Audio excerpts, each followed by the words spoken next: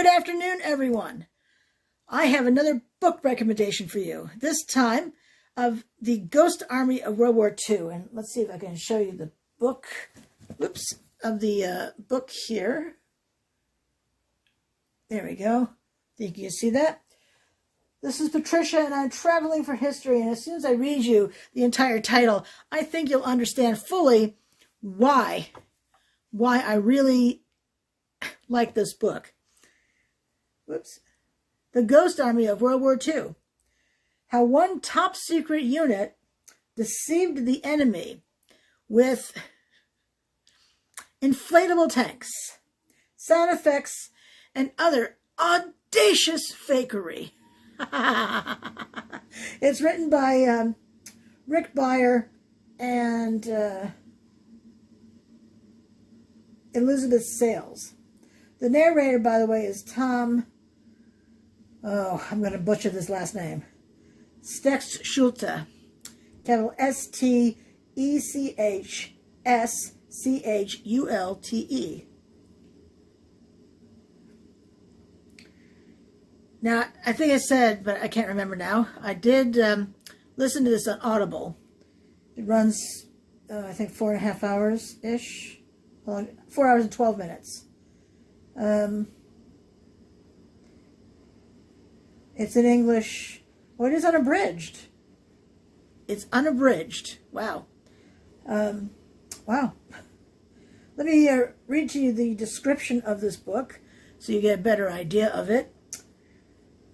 Quote, and I'm quoting this from Amazon, by the way. In the summer of 1944, a hand-picked group of young GIs, including such future luminaries as Bill Blass, Ellsworth Kelly, Arthur Singer, Victor Dowd, Art Kane, and Jack Mazie, landed in France to conduct a secret mission. Armed with truckloads of inflatable tanks, a massive collection of sound effects records, and more than a few tricks up their sleeves, their job was to create a traveling roadshow of deception on the battlefields of Europe with the German army as their audience. From Normandy to the Rhine, the 1,100 men of the 23rd Headquarters Special Troops, known as the Ghost Army, conjured up phony convoys, phantom divisions, and make-believe headquarters to fool the enemy about the strength and location of American units. Between missions, the artists filled their duffel bags with drawings and paintings and dragged them across Europe. Every move they made was top secret, and their story was hushed up for decades after the war's end. To be precise, 50 years before this information was released. The Ghost Army of World War II is the first publication to tell the full story of how a traveling roadshow of artists wielding imagination, paint, and bravado saved thousands of American lives.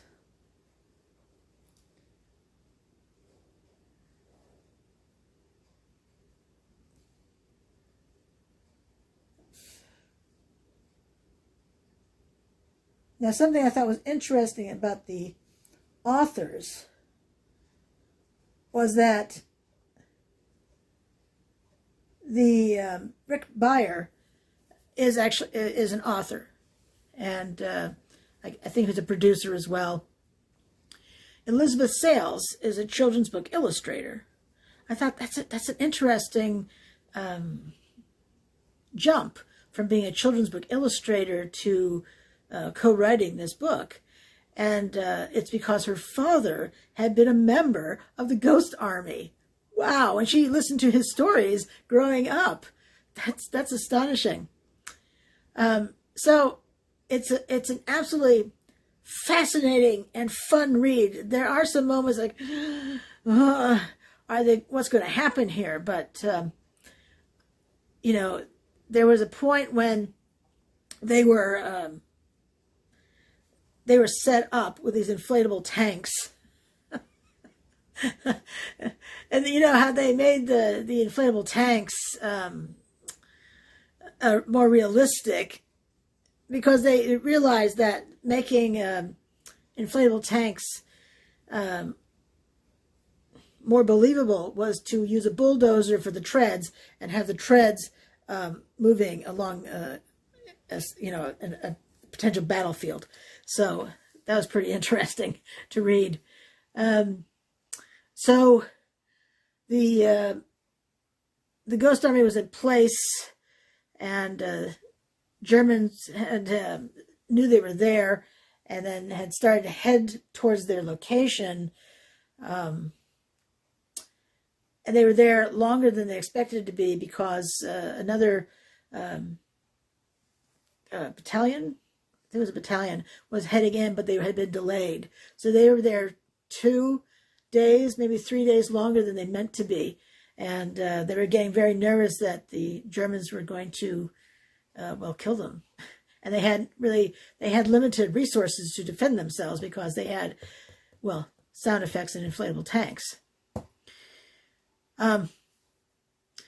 These items were manufactured in the U.S., all over the U.S., Massachusetts, and other states around the country. So fascinating stuff. California, too, I believe. I mean, there were several states involved, and so at least those two.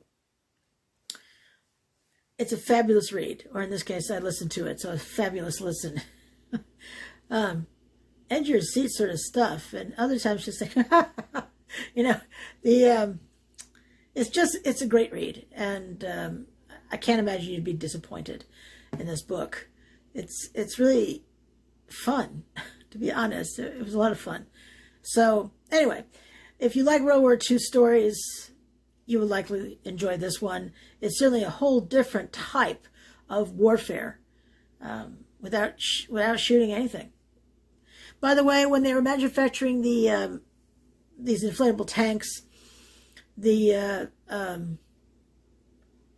were made in a factory, and the women were in the factory working. One girl who was 16, she was 16 at the time, she said, "It stank. It just had a terrible smell, like on your clothes, in your hair." She said, it was just, ugh. It was disgusting. They were not informed. It wasn't that they were sworn to secrecy. They were not informed at all. And that was true of most of the divisions in the Army. They were not informed either. This was a top secret operation. And as I just said, it was 50 years before it came to light. So, pretty amazing stuff. Anyway, if you like this kind of inventive sort of warfare and deception, which was not new, it didn't come about magically during World War II. Deception has been used throughout the millennia. So I highly recommend it. I think it's a great read. It was a hoot to listen to it, and I think you'd enjoy it also. On that happy dappy note, please like, comment, and share my videos. I would really love that. Traveling for History, one Ellen Traveling. I'm on all the social media you are. The only one different is Twitter, where I'm Traveling for High 1. So look forward to reading what you have to say about it. And by the way, once I hit 500 subscribers, I'm going to have a subscriber thank you video answering your questions. It'll be a live video. I've never done a live video before, so that'll be fun. You can send me your questions in the comments below, or send me an email, travelingforhistory@gmail.com. Again, it's one Ellen Traveling. So ask your questions. Know that I will not answer them in the moment. I will include them in my video. So I'm at $3.99 right now. $3.99. Ooh. So, on the happy dabby note, Sarjeet behind me says, "Have a great day," and until I see you again, have fun. Bye now.